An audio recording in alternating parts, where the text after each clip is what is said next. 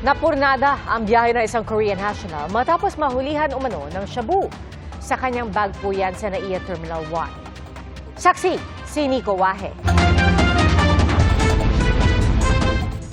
Pauwi na sana ng South Korea ang 63 anyos na Korean national na ito kagabi.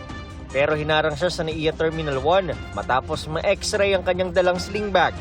Hinahinala kasi ang laman nito. Nakita ng X-ray operator ng Office of Transportation Security yung resemblance ng lighter sa X-ray monitor doon sa sling bag ng Korean national. Kaya yung baggage inspector ay nagsagawa ng manual inspection.